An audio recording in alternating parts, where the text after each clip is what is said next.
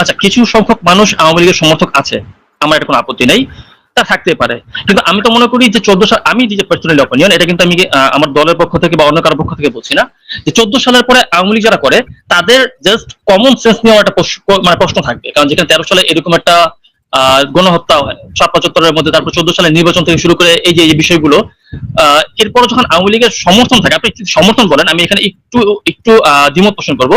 সমর্থকটা, এখন আওয়ামী লীগের সমর্থক হচ্ছে দুই শ্রেণীর মানুষ। একটা হচ্ছে আওয়ামী লীগের সময় যারা আপনার এখান থেকে রুটি হালুয়ার একটা ভাগ পেয়েছে তারা, আর একটা হচ্ছে অন্ধ সাপোর্টার। অন্ধ বক্তাদের নিয়ে কোনো কথা নাই। হ্যাঁ, আপনি যেটা বললেন যে হ্যাঁ তাদের কিছু সমর্থন আছে, তাদের গণতান্ত্রিকভাবে তাদের ফেরা উচিত, ভাই তাহলে কি এই বিচারগুলো কি করা উচিত না?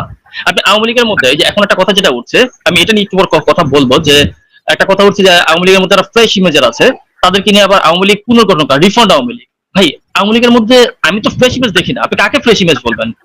আমার বাসা নারায়ণগঞ্জ। নারায়ণগঞ্জ সেলিনা হায়াত আইবি সম্পর্কে বলা হচ্ছে যে হয়তো বা সে আসতে পারে। ভাই, আইবি সম্পর্কে এখন পর্যন্ত মানে চিন্তা ভাবনা করার আমার মনে হয় সরকারের সময় আসে নাই। কারণ আওয়ামী লীগের এত পরিমাণ দুর্নীতি বা এত পরিমাণ অপকর্ম, যে এই লেভেলের লোক যাদেরকে আমরা ফ্রেশ ইমেজ ভাবছি, তাদেরকে আপনি টান দেন, তাদের হিসাব নিয়ে টান দেন। আইবি কি ধন্যবাদ।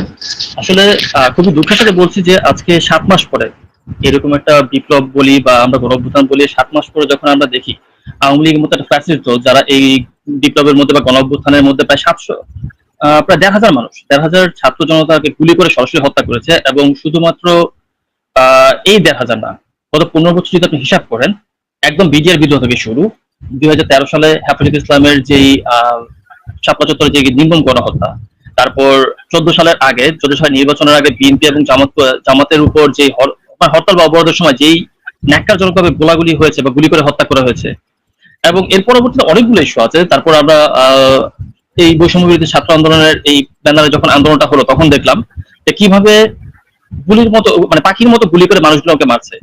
এতগুলো রক্তের পরে যখন একটা ফ্যাসিস্টকে আমরা বিদায় করলাম, এরপরে মাত্র 7 মাস যেতে না যেতেই যদি আজকে আবার আমাদের কথা বলা লাগে যে আওয়ামী লীগ কি থাকবে নাকি থাকবে না, সেটা আসলে দুঃখজনক।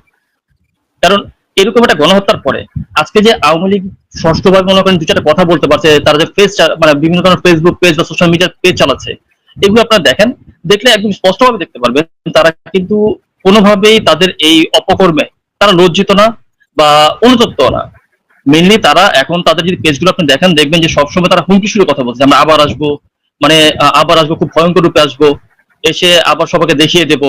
মানে কি রে ভাই, তোরা অপরাধ করছো, অপরাধ করার পর তোরা যদি রাজনীতি করতে হয় তাহলে ক্ষমা চা, ক্ষমা চাওয়ার পরে ক্ষমা চেয়ে বল হ্যাঁ আমরা অপরাধ করছি, অপরাধের বিচার হোক, বিচার হওয়ার পর আমরা সুষ্ঠু রাজনীতিতে ফিরতে চাই। বাট তাদের হিসাবটা এরকম না, তাদের হিসাবটা হচ্ছে তারা আবার কোনো পিছনের পথ দিয়ে ক্ষমতা আসবে। কারণ পিছনের পথটা কেন বললাম, 2009 সালের 8 সালে যে নির্বাচনটা, সেটার মধ্যে কিছুটা বিতর্ক আছে, আমি ওইটা বাদ দিলাম। বা 14, 18 এবং 24 তিনটা যে নির্বাচন হলো, এই নির্বাচনের মধ্যে আওয়ামী লীগের ম্যান্ডেট কতটুকু এবং জনগণের সমর্থন কতটুকু, সেটা আমার মনে হয় এটা নিয়ে আসলে কথা বলার মতো কিছু নাই।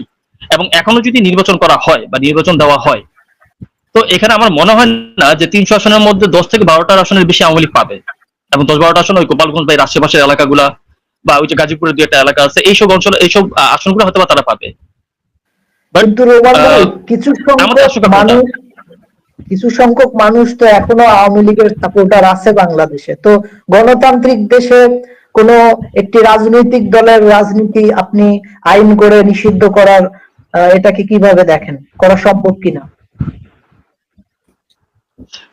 আচ্ছা, কিছু সংখ্যক মানুষ আওয়ামী লীগের সমর্থক আছে, আমার এটা কোনো আপত্তি নেই, তা থাকতে পারে। কিন্তু আমি তো মনে করি যে 14 সাল, আমি যে পার্সোনাল অপিনিয়ন, এটা কিন্তু আমি আমার দলের পক্ষ থেকে বা অন্য কারোর পক্ষ থেকে বলছি না, যে 14 সালের পরে আওয়ামী লীগ যারা করে তাদের জাস্ট কমন সেন্স নিয়ে একটা মানে প্রশ্ন থাকবে। কারণ যেখানে 13 সালে এরকম একটা গণহত্যা হয় ৭৫-৭৫-এর মধ্যে, তারপর 14 সালের নির্বাচন থেকে শুরু করে এই যে এই বিষয়গুলো, এরপরে যখন আওয়ামী লীগের সমর্থন থাকে, আপনি সমর্থন বলেন, আমি এখানে একটু একটু দ্বিমত পোষণ করবো।